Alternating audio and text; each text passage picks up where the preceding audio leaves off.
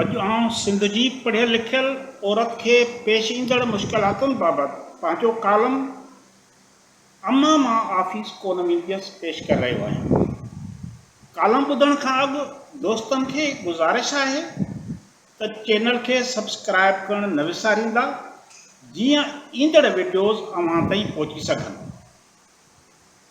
शाहिदा अॼु सुबुह जो घर खां 2 फरलांग पंधु करे शहर वेंदड़ सूज़कीअ जे स्टॉप ते पहुचे थी।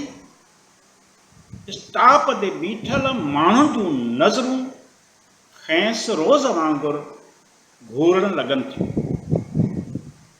स्टॉप ते बीठल हर मर्द पको तोड़े पोढ़ो, नौजवान तोड़े अलहड़ छोरो खेसि पेरनि खां मथे ताईं ईअं घूरे थो ॼण त हूअ माल पीढ़ीअ में विकिरे लाइ आयल को जानवर हुजे, जंहिंखे ख़रीद करण खां अॻु वापारी उन जो खुर खां सिंगनि ताईं गहराईअ सां जाइज़ो वठंदो आहे। शाहिदा जो बस स्टॉप ते अची सूज़कीअ जो इंतज़ारु करण वक़्तु कंधु झुकाए बीहण मामूल बणिजी वियो आहे। जेकरे खेसि जवानीअ में ई कंध में सूर जी शिकायत थियण लॻी आहे। रोज़ानो केतिरो ई वक़्तु गाॾियुनि जे स्टॉपनि ते मर्दनि जे नज़रुनि खां बचण लाइ कंधु हेठि करे बीहण ऐं ज़मीन खे बेमक़सद घूरींदे खेसि त चेल जे कंडे में सूर जी शिकायत थियण लॻी आहे। मामिलो फ़क़ति इते ख़तमु कोन थो थिए, पर सूज़कीअ में चढ़ण खां पोइ खेसि कॾहिं ड्राइवर जे सीट भरिसां वेहण जी जाइ मिली वेंदी आहे त कॾहिं ड्यूटीअ ते पहुचण लाइ सूज़कीअ जे अंदरि मर्दनि सां गॾु वेहण ते मजबूर थियणो पवंदो आहे। इहे लम्हा संदसि लाइ कंहिं अज़ाब खां घटि न हूंदा आहिनि। हिन ख़ूबसूरत ऐं जवान नारीअ सां अहिड़ा वाक़िया केतिरा भेरा थी चुका आहिनि। कंहिं सूज़कीअ जे अॻे हिसे में ड्राइवर जे भरिसां वेहण जो मौक़ो मिलंदो आहे त हू मुसलसिल ड्राइवर जे हरीस नज़रुनि जो शिकार रहंदी आहे। शाहिदा पंहिंजे साहेड़ियुनि खे इहो किस्सो ॿुधाईंदे शर्म में ॿुॾी वेंदी आहे त अक्सर ड्राइवर गाॾीअ जो गेयर बदिलाइण वक़्तु कीअं न संदसि जिस्म खे छुहण जी कोशिशि कंदा आहिनि, या गाॾीअ खे सफ़र दौरान आयल कंहिं लोॾे या झाके वक़्तु पंहिंजो जिस्म संदसि जिस्म सां टकराइण जी शऊरी कोशिशि कंदा आहिनि। ॿियो त छॾियो, पर गाॾीअ मां हेठि लहण वक़्तु दरवाज़ो खोलण जे बहाने बि संदसि हथनि खे छुहण ॼण ऐन इबादत लाइक़ु सम्झो वेंदो आहे। हूअ पाण जहिड़ियुनि खे अहिड़ा केतिरा किस्सा ॿुधाईंदे मर्दनि जे हरीस निगाहुनि खां बचण जूं तदबीरूं इख़्तियार करण जा ॾस ॾींदी आहे। शाहिदा ॿुधाए थी त साणुसि सूज़कीअ जी पोईं सीट ते मर्दनि साम्हूं वेहण दौरान अहिड़ा काफ़ी वाक़िया रूम मां थी चुका आहिनि। साम्हूं वेठल मर्द पंहिंजा गोॾा संदसि सथरनि या गोॾनि सां टकराइण जी कोशिशि कंदा आहिनि, या त मंझाउंसि ओसी ताईं नज़रूं न कढंदा आहिनि जेसि ताईं हूअ पंहिंजे मंज़िल अचण ते लही नथी वञे। शाहिदा इहो ॿुधाईंदे बि अंदर में कढ़ंदी आहे त बस या सूज़कीअ मां लहण वक़्तु खेसि पाण खे मर्दनि जे इन्हनि हरकतुनि खां बचाइण लाइ कई रोज़ जतन करणा पवंदा आहिनि, पर हूअ इहो सभु कुझु उन करे सहंदी आहे जो खेसि मुलाज़मत करे पंहिंजे बचनि जो पेट पालणो हूंदो आहे। संदसि एतिरी पघार न आहे जो हूअ रोज़ कंहिं रक्षा में अची वञी सघे। हिनखे त बसि स्टॉप खां ऑफिस ताईं पंधु पहुचण लाइ बि रस्ते में बीठल ओबाश नौजवाननि जे नज़रुनि ऐं गलीज़ फ़िक्रनि जो रोज़ मुक़ाबिलो करणो हूंदो आहे, जेकी स्टॉप खां ऑफिस जे गेट ताईं संदसि पीछो करणु पंहिंजो फ़र्ज़ु सम्झंदा।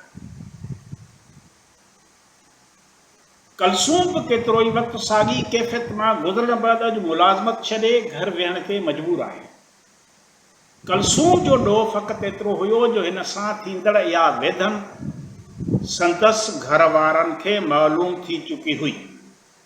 इहा ई हिमत संदसि लाइ बुख ऐं बेरोज़गारीअ जो सबबु बणिजी वई। जेकॾहिं हूअ बि ॿियनि नारियुनि वांगुरु इहो सूर दिलि में ई पी वञे हा त अॼु रुपए पैसे लाइ कंहिंजो मुहताज न हुजे हा। पर इहो ॾींहुं अॼु बि खेसि यादि आहे त बस में सफ़र दौरान कंहिं ओबाश खेसि तंग करण जी कोशिशि कई, जंहिं ते हिन जे सब्र जो पैमानो लबरेज़ थी वियो ऐं हिन उनखे भरी बस में चमाट वाहे कढी हुई। जेकॾहिं इन बस में संदसि भाउ जो हिकु दोस्त मौजूदु न हुजे हा त इहा ॻाल्हि संदसि घर ताईं पहुची न सघे हा। पर जॾहिं इहो किसो कंहिं तरह संदसि घर ताईं पहुतो त खेसि नौकरी छॾण ते मजबूर कयो।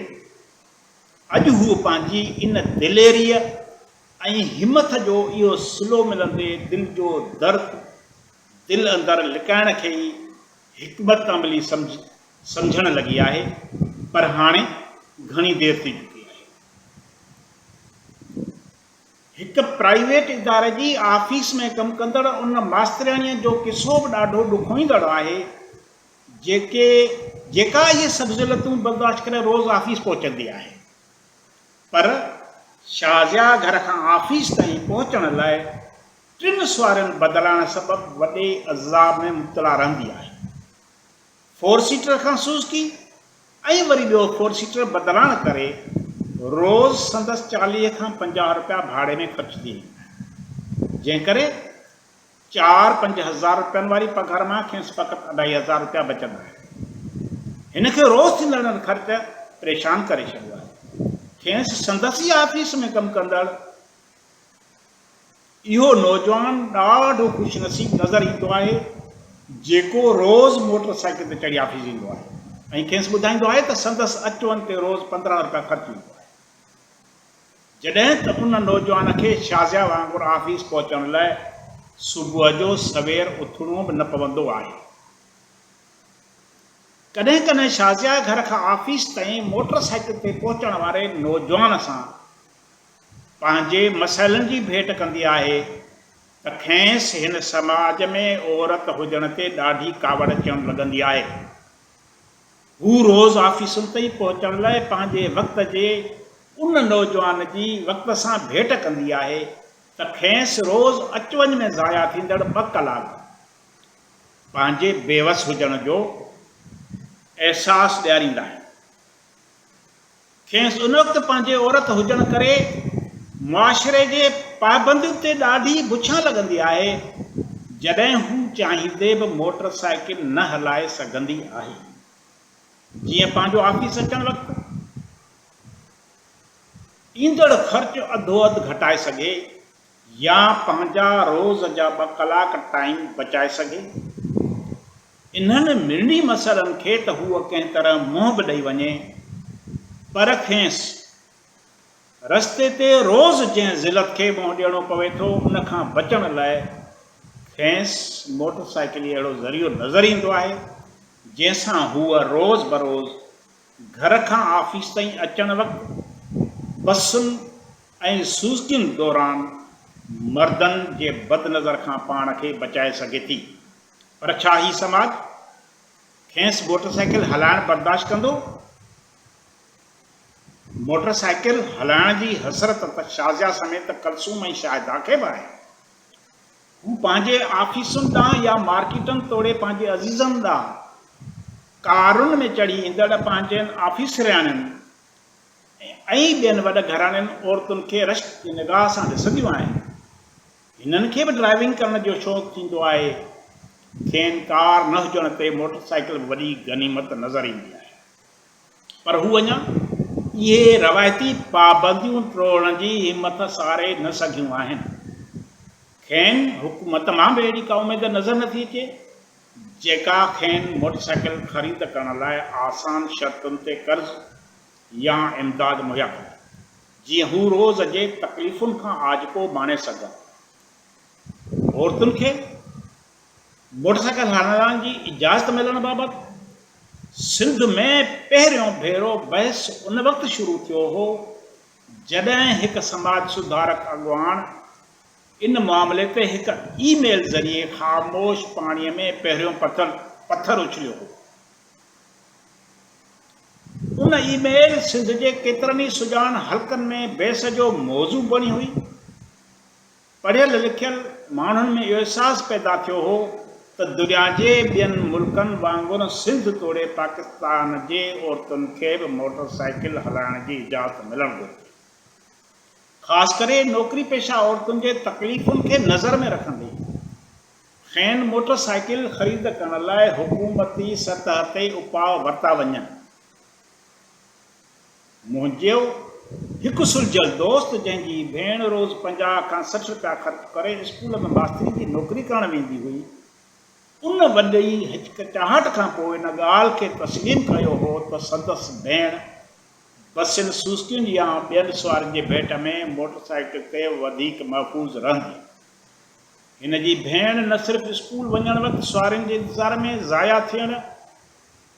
ज़ाया थींदड़ वक़्तु बची पवंदो, पर खेसि सुवारीअ जे इंतज़ार वक़्तु या सुवारीअ में सफ़र करण वक़्तु जंहिं तकलीफ़ खे मुंहुं ॾियणो पवे थो इन खां निजात मिलंदी, जॾहिं त हूअ पंहिंजे ख़र्च जो अध खां वधीक हिसो बचाए सघंदी। औरत जे मोटरसाइकिल हलाइण में आख़िर कहिड़ी कबाहत आहे जेकी माण्हू इन अमल जा मुखालिफ़ आहिनि? छा इहे इन औरत जे उन्हनि तकलीफ़ुनि जो अहसासु करे सघंदा जेका रोज़ ड्यूटीअ ते वञण वक़्तु बस स्टॉपनि ते गच वक़्तु बीहण दौरान औबाश माण्हुनि जे नज़रुनि ऐं फ़िक्रनि जो निशानो बणिजे थी। गाॾियुनि में ग़ैर मर्दनि जे खेसि छुहण वारियुनि शौरी कोशिशुनि दौरान पाण बचाइण जा जतन कंदे रोज़ानो अज़ियतनाक लम्हनि मां गुज़रे थी। छा सिंध में इन बहस खे वधीक वसी करण जी ज़रूरत न आहे? आख़िर सिंध जे औरत जे उन्हनि पुराणनि ऐं मुद्दे ख़ार जे रवायतुनि मां जिंद आजी करण लाइ कंहिंखे तरते अचणो पवंदो? जेकॾहिं लतीफ़ जी धरतीअ जा वारस पंहिंजे पढ़ियल लिखियल ऐं मुलाज़मत करे घर जो चिरखो हलाईंदड़ ज़ालुनि भेनरुनि ऐं मारुनि जा भरजला न थिया त सिंध जिहालत जे ऊंदहनि गारनि में गरक थी वेंदी। केतिरियूं शाज़ियाऊं ऐं शाहिदाऊं घरनि जे कोटनि में क़ैद थी वेहण ते मजबूर थी वेंदी। सिंध जी वॾी आबादी अमल जे मैदान मां ख़ारिज थी वेंदी। औरतुनि जे तइलीम हासिल करण वारो रुझान घटिजणु लॻंदो। ख़ुशहालीअ जा ख़्वाब साबिया थी न सघंदा। छा औरतुनि जे हक़नि ऐं नुमाइंदगी जी दावेदार हीअ हुकूमत अहिड़ो को पैकेज आणण लाइ तयारु आहे जंहिंसां औरत जे आज पे इज़त ऐं पाण भराइप वारो ख्वाब पूरो थी सघे? महिरबानी।